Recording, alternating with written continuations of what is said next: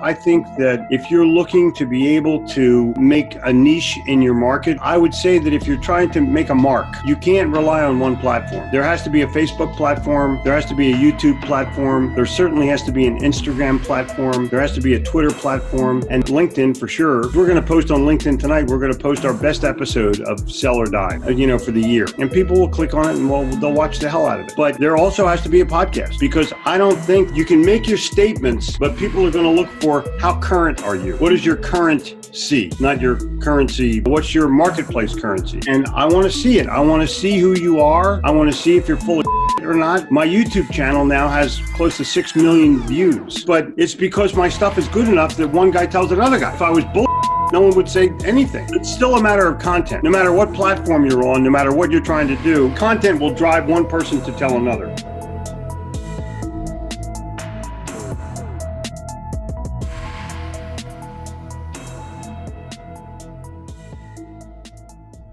Right. And that's the hard part. That is. Why do you when I can do 28 other people? Yeah, and that's one of my big questions is going to be to ask you, about one of your books there, the loyalty versus satisfaction, and how to get through all of that stuff. But let's do this. Let's just to kind of set the stage. I don't think we'll have any lagging, but if the software lags for some reason, just don't touch it. Just sit back. It's really smart. It boots itself back up. Okay. Literally, I've been disconnected and it's smart enough to boot itself back up. I understand. Yep. We'll go for as long as you're comfortable. Usually it's about 45 minutes or so, as long as the conversation goes. Where are you living? What city do you live in? I live in the Delta Sky Club at the airport. Yeah. I'm kidding. You live in Atlanta? I'm kidding. Yeah, exactly. No, I'm up in Michigan. So Metro Detroit, a nice suburb of Metro Detroit. Oh, where no one is. No one anymore. It's getting thinner and thinner, as you might know. It's a challenge, but there's little pockets of prosperity, and as you know, you can move around. This is America. Didn't the guy from QuickBooks buy the city though? Didn't he? He is. I think he's in. I've heard over $5 billion that he's invested, Dan Gilbert, into the city, and very honorable. But sometimes you got to scratch your head and say, I don't know. Maybe Isn't Dan Gilbert the dick that never put a team around LeBron?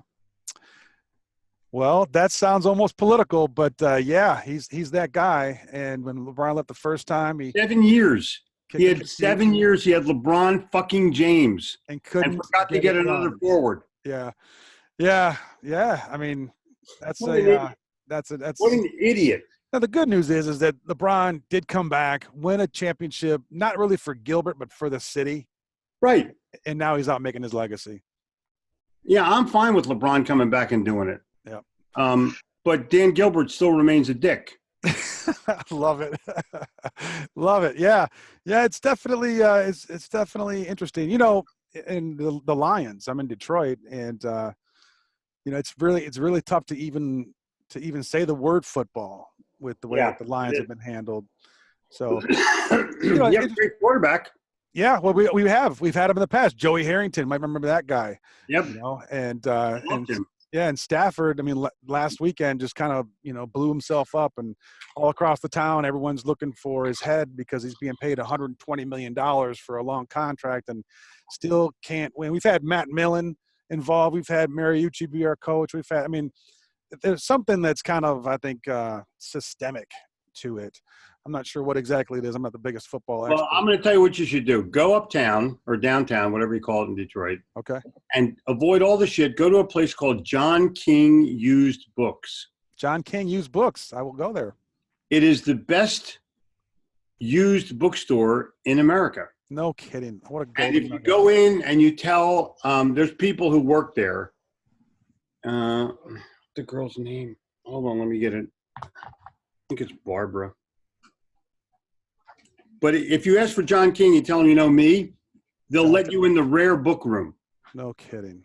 It's the best rare book room I've ever been in. Wow. And it's in Detroit. That is a find. So, and it's really interesting that you bring this up, because my endeavor is to launch a second podcast. And the podcast is going to be called Detroit Real, Renaissance 2.0. And That's cool. It's going to talk about things like John King's used book and the best used book, rare book room in the country. And yeah. Yeah, and so I appreciate the lead and also the kind of the vote of confidence. I went to London in May, actually, for a podcasting course. And are you familiar with Brian Rose and London Real? You may not be. No, I'm not. If you're Yeah, ever the in girl name is Deborah. Deborah, got it. Yeah, but she goes by Deb, D-E-B. Just tell her you know me 100%. and that you live in Detroit and you want to come over and see the Rare Book Room. Thank you very much. Because if you listen, it's a whole building all by itself. No kidding. Like you go in the front, you can't tell anything's there. And then you go to the secret place, you know. Wow, the vault. Yeah, it's way cool. That is very cool. It's a very cool idea too. Very cool idea. I was in London, and Brian Rose is over there. He runs a company called London Real, and if you're ever in London, you would be you would love his show. It's actually face to face. In fact, Roger Brooks just had you on his show. He's the guy that brought the flags. Yeah. He and I were in the same course together that Brian ran. So he's taught us how to podcast essentially. Wow. And you would be a great guest for him to have on. He has a lot of A players that are on there. If you're ever in London, I'd love to connect you guys or introduce you guys. I'll throw something at you also. I know that your podcast is sort of new and getting off the ground. We have a network of Sell or Die is our podcast. We're at about 100,000 downloads a month, Sell or Die. And we're taking on other podcasters who are looking to build their market out. Okay. And we will edit your show. We will SEO your show. We will post your show. And we will connect it with our entire network so that someone might click on your show. Oh, that'd be terrific. We're trying to get 1 million downloads. Awesome. And that will be the epicenter of the network, and we're getting there. I mean, we have a lot of people that are wanting to be on it. It's not expensive. It's about I want to say it's like $1,000 a month, but we do everything. Gotcha. And you just send us the raw footage, and we take care of the rest. Should I follow up with anybody in particular for that? Say that again. Should I follow up with anybody in particular in your office for that? Yeah, you can send an email to doug@gitomer.com. Got it. And just tell him that we talked about the Sell or Die Network, and he'll get you all the stuff. Thank you very much. The guy in London who did the training for you, right, has his strategy proven correct? Many parts of it have. Many parts of it have. He has, he posts the video up just like Roger does, and he films it live in his studio.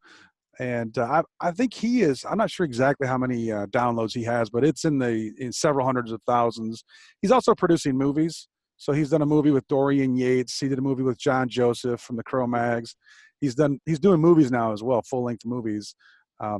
He's doing courses as well. These leadership academies, or basically one's for your life accelerator, one's for podcasting, and that's how I met Roger.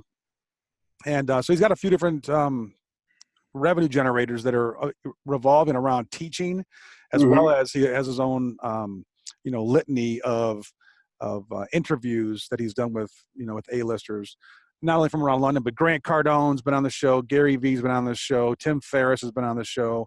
A lot of those popular guys, these young bucks compared to a sage old pro like you.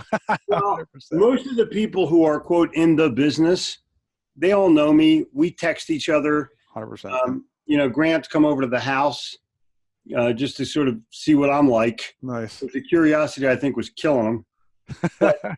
But the bottom line, the bottom line is podcasting will be the new launch for at least the next 5 or 6 years. All of a sudden, people's blogs are not as important once podcasting took over. And the main reason is that people have time to listen while they're traveling or watch while they're traveling. And it's not always possible to read while they're traveling. Yeah, that's a huge advancement in technology.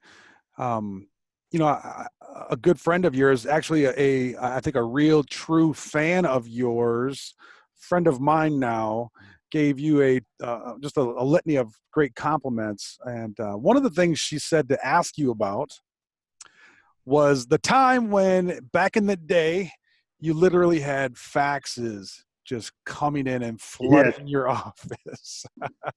we.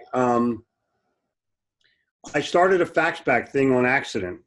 I went to a talk from a mentor of mine, a local guy named Ty Boyd.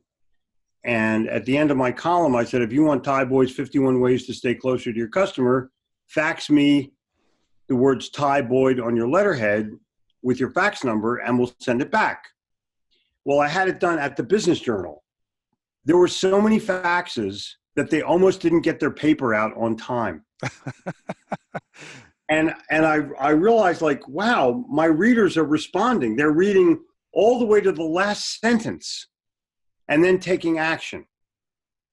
And so we did the fax back probably for 4 or 5 years because that's what technology was. And then obviously email took over and PDFs took over, and now it's it's everything's internet. But it built my business. Yeah, that's awesome. And I was introduced to you via the Tuesday morning caffeine. Mm-hmm.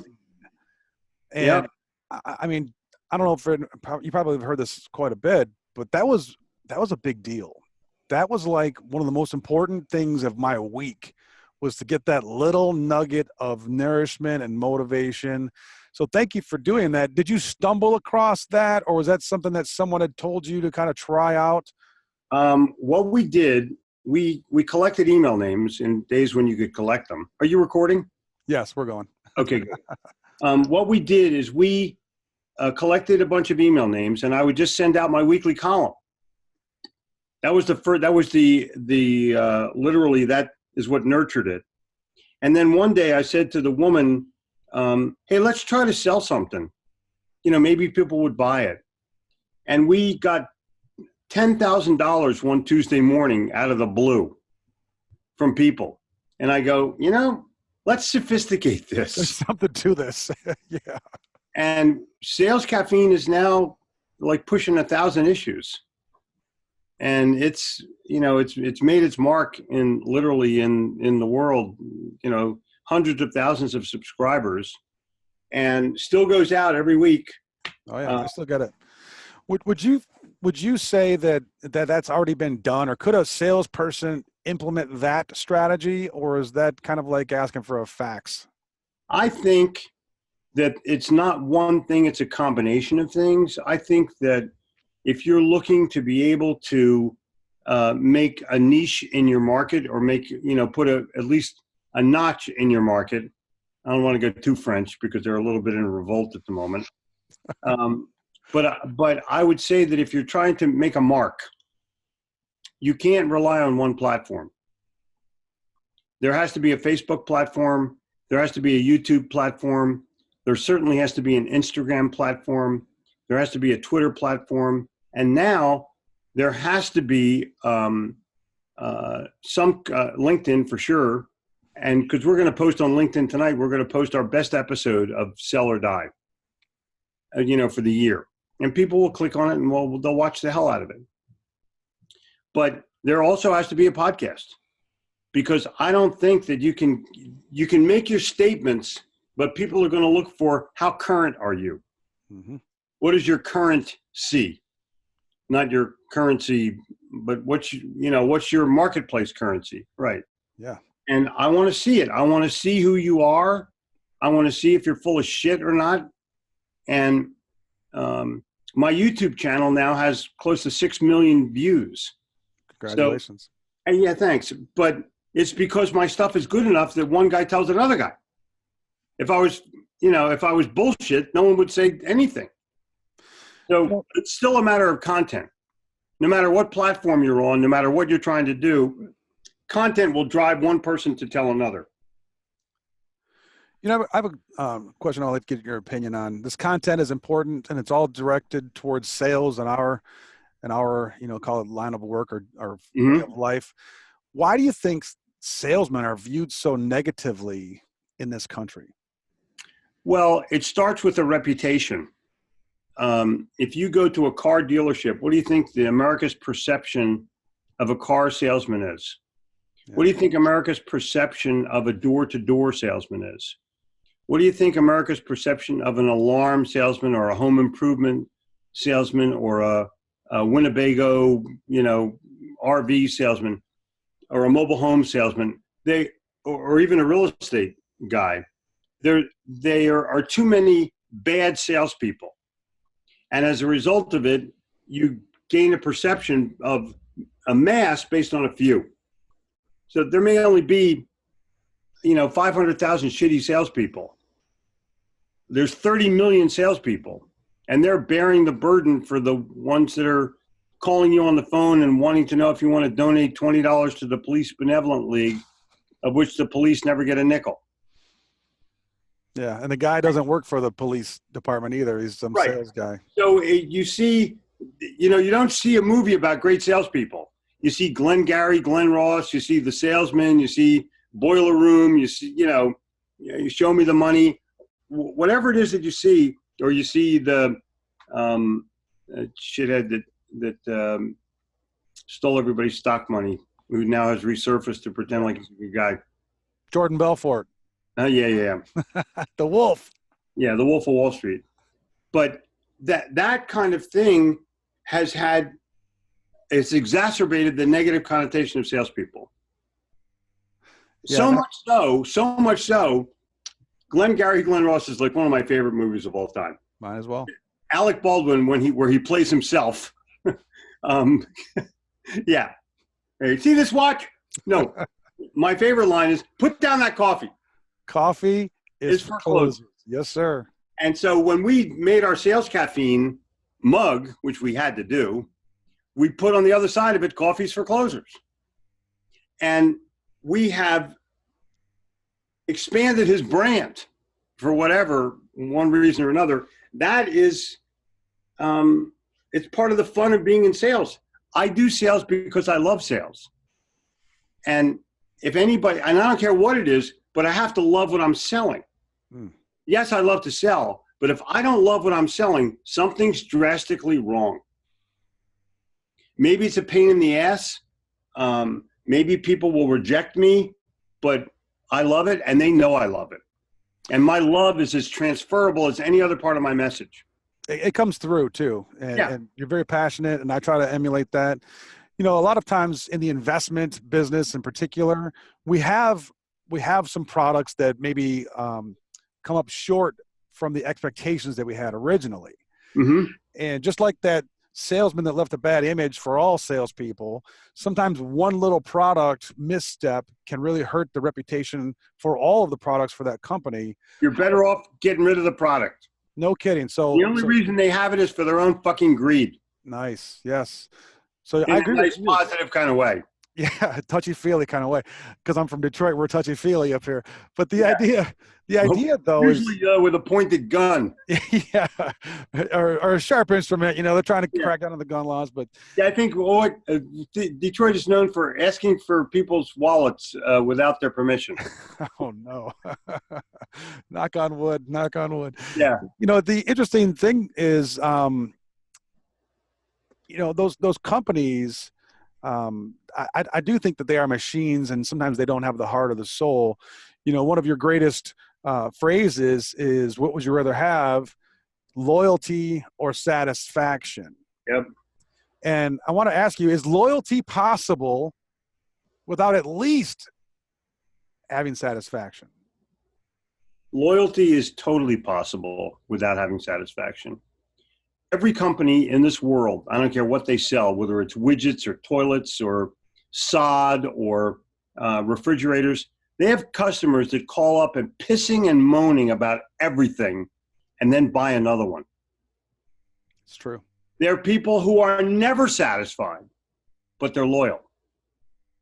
And when you measure satisfaction, you're measuring the wrong circumstance. There are many more loyal customers that are bitchy-moany than there are customers that will put themselves down in the satisfaction column. And just look at it this way. You know, J.D. Power, the customer satisfaction, yeah, they give awards out. They give them to airlines. What could the category possibly be that these people have won? Least shitty. Yes. Right? Best cuisine. No. Right. So I think that you have to look at it from a standpoint of who are you trying to fool? Interesting. If you get Flyer Talk, you'll see that Doug Parker, the infamous CEO of American Airlines, just wrote a column on customers would rather see the plane take off on time than have customer service. Doug, Expectations. like Doug, taking the plane off on time would be a given. Customer service would be a given. And what he's trying to do is say, our people now have permission to be shitty. That's all they're trying to, they're there for your safety. No, they're there for loyalty of people. Now, I have what's known as forced loyalty. Okay. I'm in Charlotte. You fly Delta, you're in Atlanta, or you're in Cleveland, or you're in Detroit. I fly, and they have a nice airport. It's all nice fountains and shit going off, and I can get a hot dog that I don't really like. What do you call those things? Conies. And I fly American because I'm in Charlotte. They're 96% of the flights. Mm-hmm. But if Castro Airlines came in from Cuba and offered the same amount of flights as American, I'd fly Castro. Yeah, right. I have no place else. I had to fly this year 10,000 miles at the end of the year so I could become executive platinum. So my fiance and I flew to Fiji. Could have been worse. It's a great place. And we got our status, and now I have status through the first part of 2020. Well, it's worth it for me because I get that little extra wider seat in first class. I don't care about the food. I actually bring food, and I hope the flight attendant asks me for it. I try to feed them. Outstanding. It's funny as hell. I bet. Yeah. So what are a couple of things? Now you mentioned forced loyalty. How can a sales guy that's representing an investment product try to get some, call it forced loyalty, or try to get some loyalty even though the product might not be satisfying? I will tell you this. Anybody who sells or resells your product doesn't care about your product. They care about making money for their family, for their mortgage, for their vacation, for their car payment. And if you, as a reseller, can sit with that insurance person and say, these are 5 strategies you need to put into your business, my product notwithstanding, here's a way to build customer loyalty. Here's a way to build employee loyalty. Because when you lose a salesperson in one of those places, you don't just lose the salesperson. You lose the training money you put into them, what you're going to have to do to retrain and ramp somebody else up, and you lose their book of business. I mean, it's gas. So if you walk into an agency and you say, listen, I'm here for representing my product and I want you to take it, but understand I'm not a guy who's going to say, here's the good parts, here's the good parts, here's the good parts. I'm going to help you build your business. I'm going to help you as a person to gain more revenue, which is really what you want. My products or any other product, they don't want to sell your products. They want to sell stuff. Your products just happen to be part of their stuff. Yeah, it's very cool. You remind me about selling stuff. And one of the things that you did very successfully, at least it looked very successfully from my vantage point, was you came out with this book called The Little Red Book of Selling, which was, I have 2 copies of it. Yeah. I have one that I've carried with me in the bag because it's perfect size. And I looked at it, and there's all these get bits that are in there. One of my favorite ones is that I'm going to paraphrase it, but it basically says there's a sales guy there, and he's saying, my company won't give me this, or my company won't give me that. Right. And then there's like some person standing there, I think it's a gal, and she's saying, well, then go get whatever you need. Right. You have your own money now. Yeah. You can go invest in yourself. Like, dude, Yeah, well, you would not believe how popular that is. You probably know, but a lot of folks they complain, that company won't do this, my company won't pay for that, and it allows them to to come up short. But what you did though is with that first book is you kind of ignited a fire, and next thing you know, you're coming out with the little yellow book of yes, one of my Yep. favorites, the little black book of connections. I mean, Yep. just volumes and volumes and volumes of, I would call them almost bite-sized because they are not thick novels, Correct. bite-sized little bits of value in different, call it niche or genres of the sales game.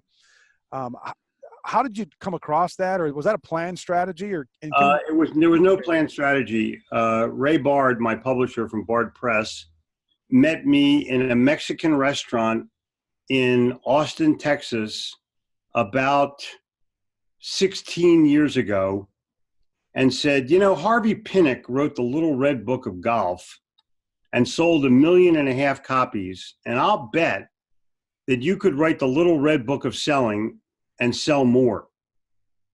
He was And right. so on a napkin, literally on a napkin, I started to pencil out Kick Your Own Ass as the first chapter.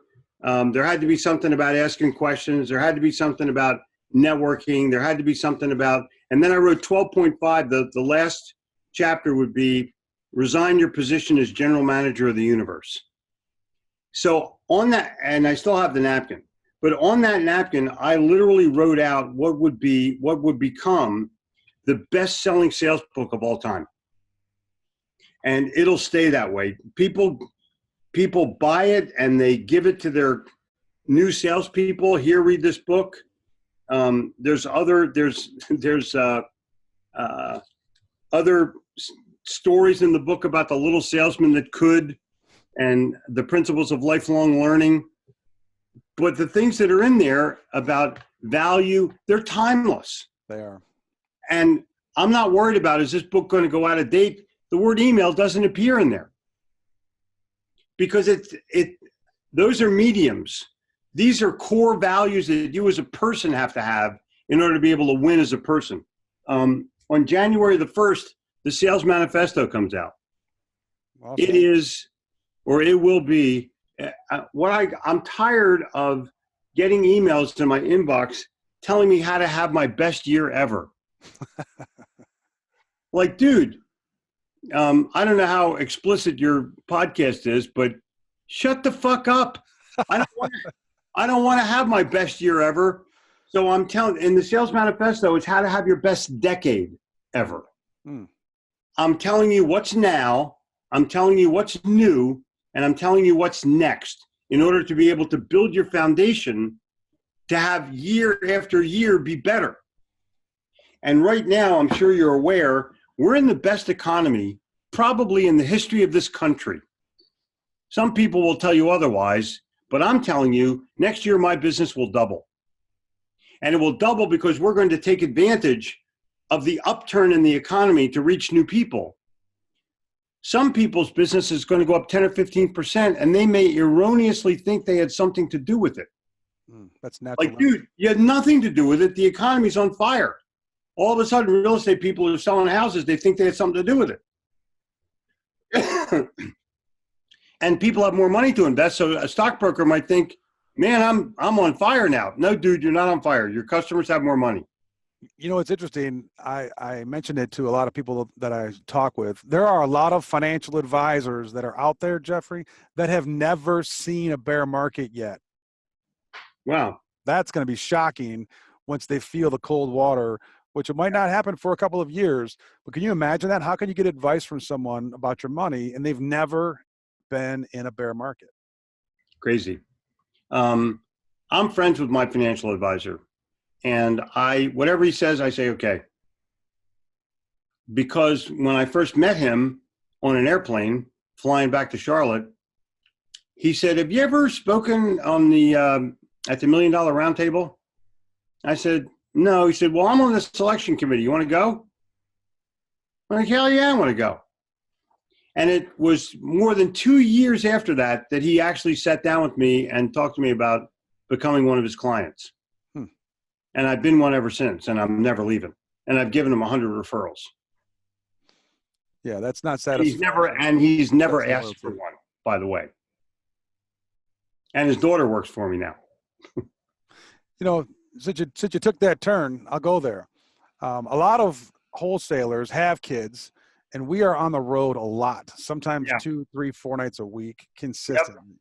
It can be very difficult to be a good parent in that regard. Somehow, some way, your kids work for you. Right. And I admire that more than I could probably put into words. How is that? Is that some more of that forced loyalty? No, it's you're either like, I'm a father, that's my first job. I'm a grandfather, that's my second job. I'm a friend, that's my third job. And those are the 3 jobs that I hold dearest. So my daughters are working for me because they want to. And I have a 9-year-old daughter also, and all my granddaughters are older than my youngest daughter. And so I know it shouldn't be, but it is. It almost sounds like you're bragging there a little bit. But please continue. I'll just say this, that you earn that. It costs you a lot of sticky situations. I'll tell you, I was there. I got to tell you, I saw you speak in Dearborn, Michigan, and I believe that was the gal that had your youngest daughter. Right. And so I've been there. I've been back in the day with you, and the gal Sarah, I forget her last name, but Sarah was with you working, and was just a terrific, support staff. We have great people. It's They family. come and go. You have family. People come and go. We hire eagles. Yep. And Absolutely. sometimes eagles fly. But the circumstance is this: my youngest daughter will be accompanying me at the end of this month, at the end of December, and we're going to sell books in the back of the room together. Excellent. And she's already asked me about, are we going to take a credit card? Are we going to use that swipe thing? Where are we? So she's already now, this is a 9-year-old kid who has her own podcast and her own iPhone and her own Google Chromebook. And I mean, she's on fire. She has an Instagram account. She's rip-roaring ready to roll because I want to make sure she's ready for the world. Yeah, that's very cool. That is very cool. The kids nowadays, they don't seem to stay in the same job. In fact, in my business, there is a lot of turnover. In fact, I've experienced it where companies have shut down the product and they had to get rid of the sales force, and you have to move on to the next one. No different than the drug business. Is that the sign of the times, or is that just because of the companies? It's an evolutionary thing, that's for sure. Mm-hmm. More and more. Like, if you go into the new McDonald's, there's no people to wait on you. There's only people to give you your hamburger. You order on a computer. And the minimum wage thing that people, you got to have $15. No, you don't. Dude, if you're $10 an hour, the likelihood of you being replaced by a robot is 100%. Not 92%, 100%. So go get an education. No matter where, learn it yourself, learn it in school. Go to college if you want to be indoctrinated the wrong way, but still go. And, have yourself an ability to earn yourself a living rather than go to work at some place where you're literally wageless. You exist on a poverty level.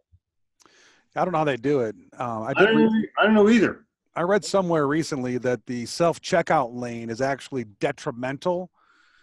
I don't know what your feelings are on that, but they're taking jobs from people that might not have the skills or ability.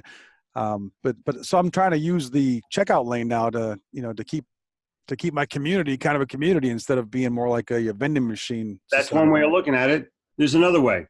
My daughter will not let me go in the checkout lane. We're using self-checkout, Dad. Okay, bud. It's rock and roll. That's simple. They don't understand anything other than can you imagine, and I don't want to date ourselves too much, but in 5 years, your kid's going to say, hey, come here, you guys, you got to see this. My dad's still using a keyboard. Say it isn't so. Say it isn't so. But that's evolution. And you either live with it or die with it. One of those two things. And that's why we call our podcast Sell or Die. Yeah, I love it. And I listen to a lot of the episodes that are on there. You know, what about the guy that says, well, compliance? Like, I can't have that kind of a show because of compliance and there's too many regulations. Is that just an excuse? I I will tell you this. There are rules about your industry, but there are no rules that say you can't be a human being. And so as long as you don't talk about what it is that you do for them, you're okay. It's who you are as a person. Like you can talk about, if you sell life insurance, you don't have to talk about New York Life, but you can talk about how to live longer. Mm-hmm. Or quality of life, or having the best life ever, or where to go within 25 miles of your house to play the best round of golf or see the best movies. There's no law against being a human. There are laws against ballyhooing what it is that you're doing. You can't talk about your company. You can't offer anything for free if you're selling stocks. You can't take a doctor out to dinner if you're selling drugs. I mean, there are compliance rules that everybody has now, especially in the financial world, the banking world, and the medical world. The HIPAA laws, that you could go to jail for anything. But nothing is in there that prevents you from helping people have better lives. And don't talk about your company. Don't even say who you represent. Let people Google you and find out. They'll go to your LinkedIn page if they want to know what you do. Wholesalers and financial advisors listening, you're welcome. That right there was a golden bomb dropped on your lap by Mr. Gitomer. Yeah, Appreciate exactly. It. And I've talked about it to your industry for years. It seems logical. It seems common sense, but people are afraid.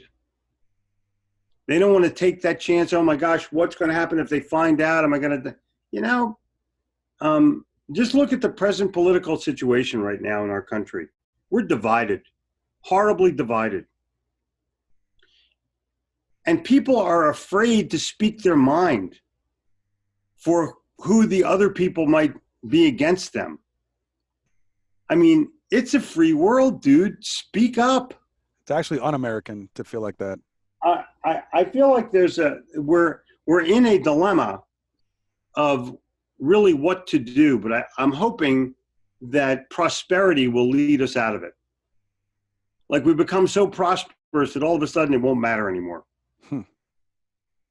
And as unemployment goes down and the stock market goes up and tax rates go down, people will have, I think, a different opinion in a few years about how much money they have in their pocket and how grateful they are for it. Well, at least I know I will be. Yeah, you've always, you just did it again. You demonstrate courage. You, quote unquote, take a risk that's out there. One of the things that I noticed about you initially, and the first time that I went and saw you live was actually in Cincinnati, Ohio. Remember that? You've done them 100 times, but at the Cincinnatian Hotel, you had 1,200, deep breathers in the room there. It was an awesome show, by the way. And but one of the things that stuck out is, wait a minute, I'm going to see, this icon, this guru, this master of sales, and the dude looks like he's going to be fixing the furnace. Right, exactly. But listen, I have a work shirt that I wear because I'm a worker. I'm willing to roll up my sleeves and do whatever it takes to be able to make it happen for myself and my family. And I want people to get the same message. I could wear the nicest suit and the nicest handmade in Paris, whatever I wanted, but I choose to be a worker. I wear jeans, but there's a secret to what I wear. Look at my belt and look at my shoes. Both of those things are worth a bloody fortune. But I do that for myself. I'm not doing this for other people. I'm comfortable. Neckties strangle clear thinking, in my opinion. And so I try to put myself in a position where I'm comfortable with who I am as a person.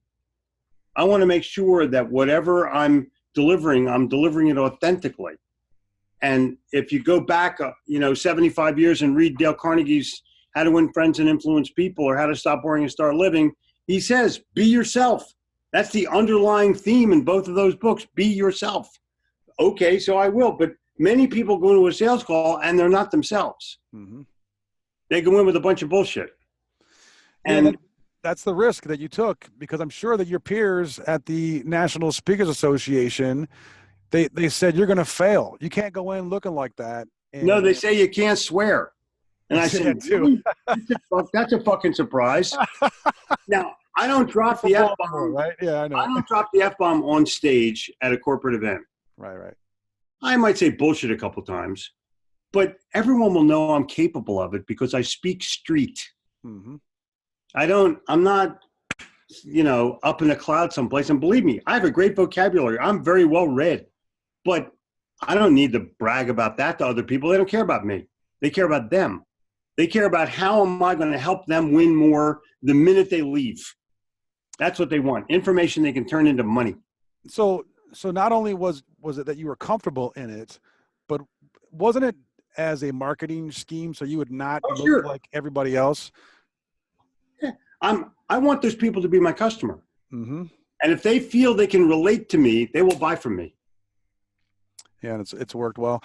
The question I was going to open up with, we kind of glossed right into the good stuff here. I was going to ask you, if you recall the moment, and this is kind of important not only to me but to a lot of our listeners that are on here. Do you recall the moment when you realized that you were gonna be bald? You were gonna lose that luscious head of hair you had, mm-hmm. And how'd that affect your sales game? I will tell you that at first I kind of panicked because I felt like I would lose my virility or my looks or whatever it is that it was. And so I did all kinds of things, and I looked at all kinds of solutions, and even at one point hair transplants. Thank God I didn't do that. And then one day I realized it doesn't matter anymore. And when you realize it doesn't matter, like I've cut my own hair for the last, I can't tell you how long, 15, 20 years. But I use electric razor, I use a number one, and I do myself. I've saved thousands of dollars doing it myself. I don't use a razor because I'm scared of them. They make you bleed or something. It does take cut myself shaving to a whole new level. But I do tell our beautiful bald brothers, I tell them this, Jeffrey, I tell them that being bald is great. Going bald sucks. Yeah, exactly. That's interesting. You're right. It takes a while to come to the grip of, okay, I'm losing it. But once you realize it doesn't matter to others, then it stops mattering to you. Amen. You had just a plethora of great successes over your career. I imagine that you're human, and maybe you've had some big toe stubbing events, some big disasters. Is there one in particular, or maybe a couple that you could share with us and what you learned from those, call them opportunities? I will tell you that the disasters that I've had on the platform have been audiovisual ones. Computer doesn't work, screen goes blank, lights go out, too much noise. I don't let anything bother me. I refuse to acknowledge crap to the audience to distract them from my message. I'm there to deliver, and they're there because they want to be there, or I'm at a corporate event where they have to be there. And if there's something going on, I either make light of it or I ignore it. I've never been in a situation where I've been unprepared. The one thing that I do is I get ready. I'll share with you, I have a morning routine that I've been doing for 25 years that I define in the sales manifesto, because it was time to define it. I wake up in the morning and I do 5 things. I read, I write, I prepare, and that allows me to do 2 other things, think and create. So read, write, prepare, think, create. I've done that for my hour of the day for 25 years. And all I've done is bank it. I got 15 books. I've given 2,500 talks, and I got kids. Everybody has kids. So you get up an hour earlier.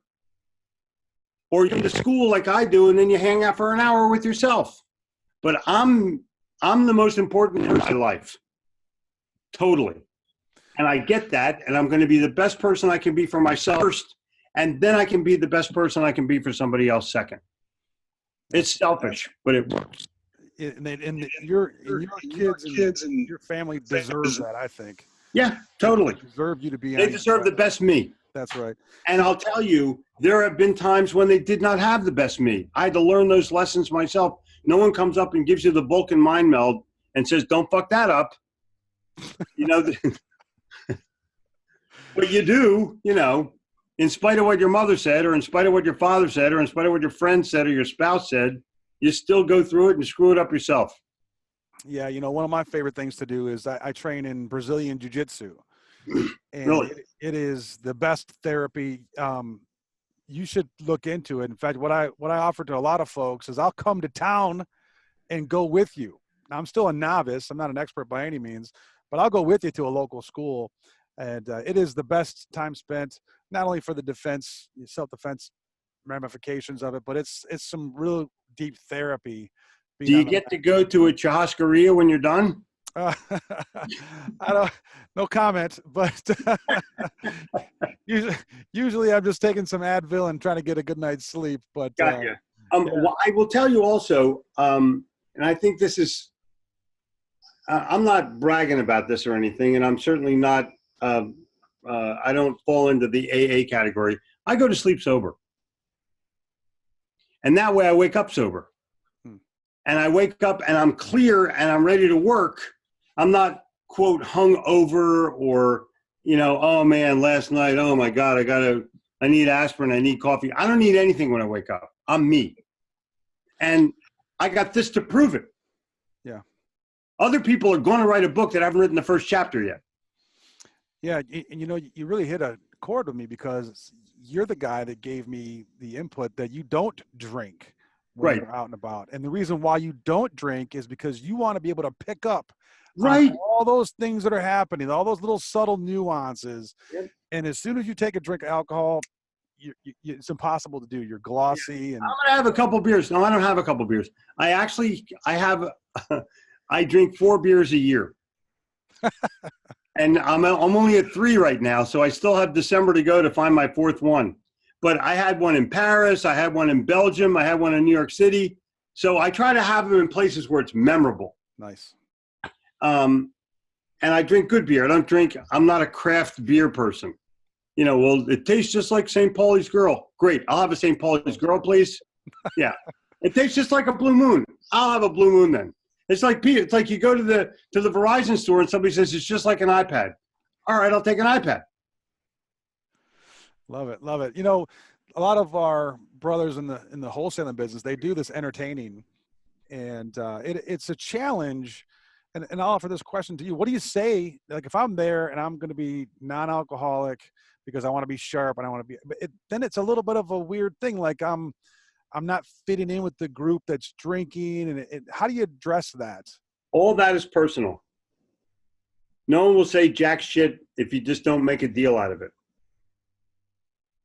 I drink seltzer with lemon and lime. It makes me look like I'm doing something.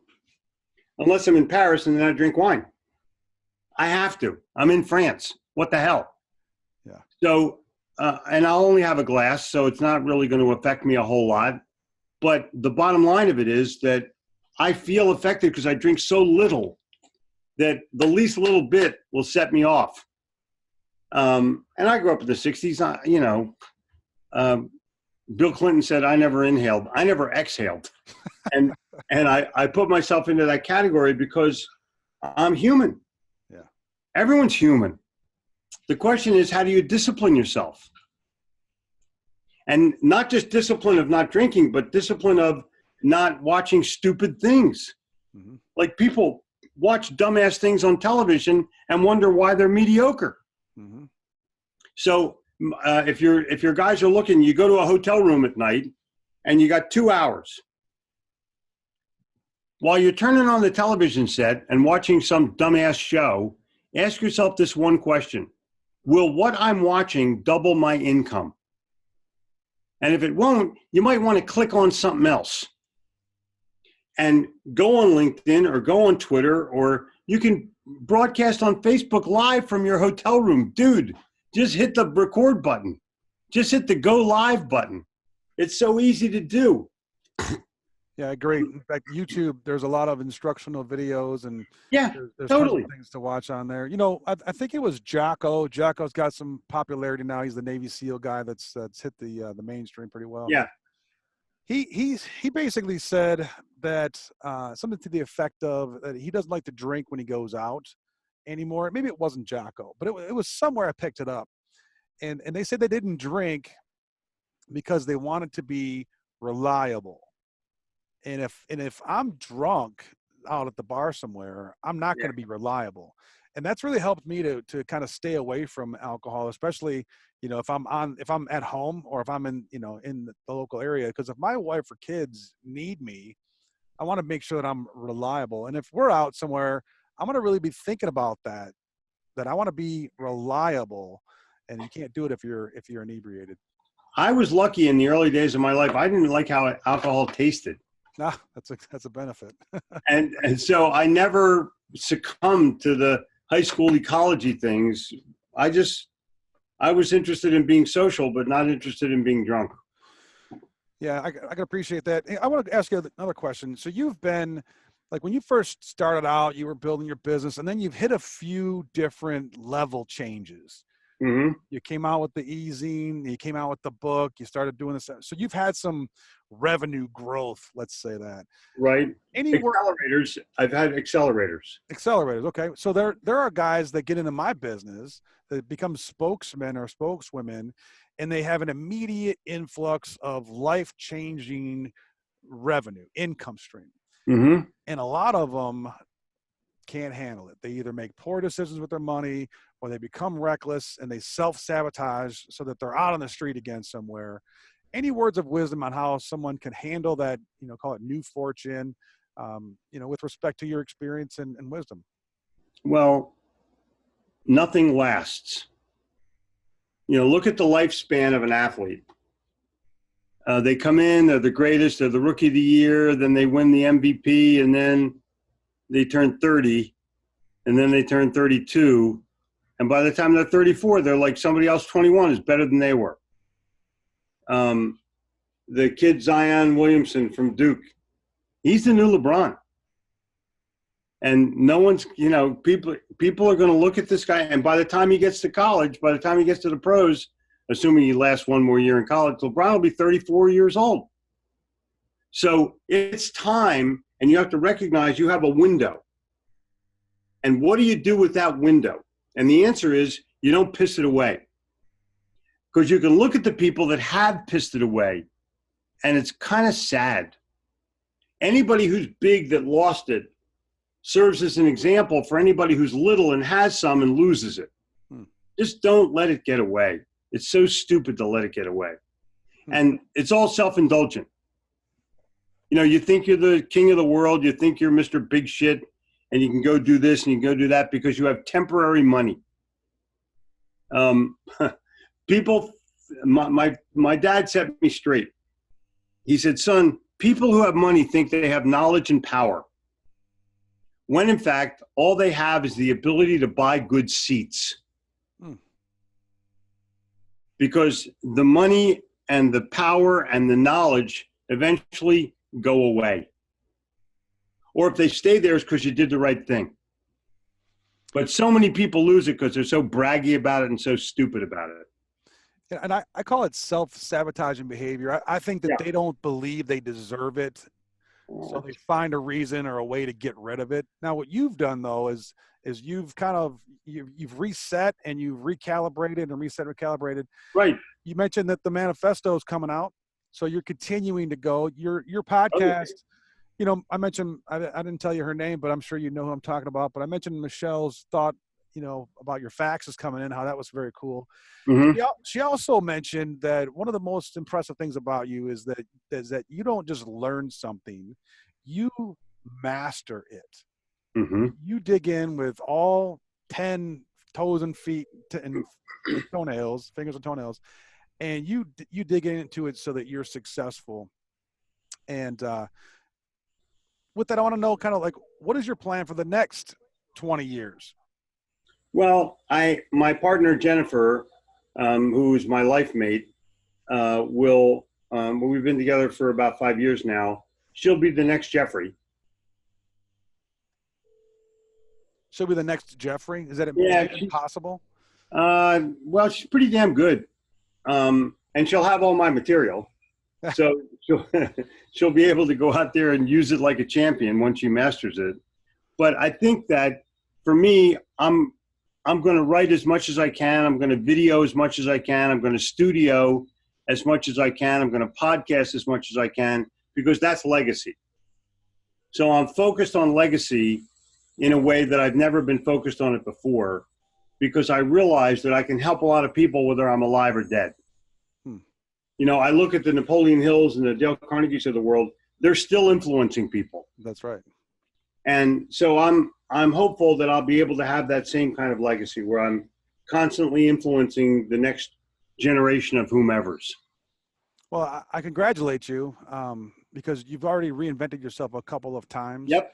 And I was just reading, actually watching a fellow talk about stem cell research and using stem cell replacements. Mm-hmm. So the good news is that you probably could live another 150 years. If they were just invented fast enough. I want to be the Spock of my generation. Yeah. I can, I'm encouraged by that. You know, Dan Sullivan, you know him from Strategic Coach. Sure. He talks about his life expectations are well past what is reasonable. And, you know, he's even given me some encouragement to put my life as 150 years long. Mm-hmm. Plan for that. And it's interesting what the brain can do, but now with this technology, hopefully we can live even longer. You know, there comes a point in time where maybe a salesperson, maybe just a human, they can kind of become, burned out, or their current activity, whether it's, occupation or salesman or business owner, it becomes less fun than it used to be. What do you say to them? Is there a graceful way to shift tracks or shift gears, or what do you think about that? Should they just? I look at it this way. People who say I'm burned out probably don't love what they do enough to stay unburnt. Ah. But what they really need to do, and I think they need to do this more than anything, is take a week off and think about what it is that you're doing and where it is that you're growing, and ask yourself if you're in the right space. Is it time now at burnout to make the next decision to go to the next place? Now, some things you can plan for, some things you cannot. I never planned to be a writer. I never planned to be a speaker at all. They just showed up, and it was the right thing to do, and I did it. It was, an evolution of what I was doing, and it was a natural one. And luckily, I got my brains because my parents were smart. I inherited the brains, and I decided to do something with them. I don't take any credit for my intelligence. I pass all that on to genetics or whatever else the circumstances were. But I did take advantage of what I had. And I did it in a way where I made myself proud of what I was doing, my kids proud of what I was doing, and my family proud of what I was doing. And I think that's the real measure. What are they going to say about you when you're dead? He was a real, and whatever it is, that's what you're doing right now. It's kind of a way to look into the future and look back. Totally. Well, that's awesome. Well, I can tell you, I very much appreciate you being on here. I have a couple of signature questions that I'd like to ask you before we wrap up. First one is pretty simple, straightforward. If you could pick up the telephone and on the other end of the line is a 30-year-old Jeffrey Gitomer, what advice would you give to your 30-year-old self? Have better self-discipline. Because at 30, you're still wild. At 30, you're still undisciplined. At 30, you're still looking for the shiny object, the moth. You're still looking for the light bulb. That's the only thing that I would do. I would gain better skills faster because I was already a pretty great salesperson. I just didn't understand that the world went beyond the sale. Well, And now, and now I look at it and I go, wow, I'm really glad I had the experience, but I'm way beyond that now. Interesting. Thank you for that. Second question. If you could choose any superpower at all, Jeffrey, what superpower would you choose to have, and what would you do with it?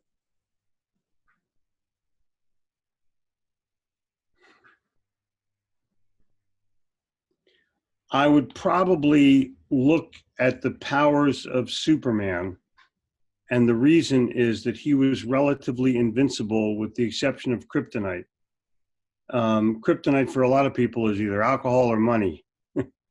But I would want to be able to leap tall buildings in a single bound rather than having to wait for the elevator and or stand on line.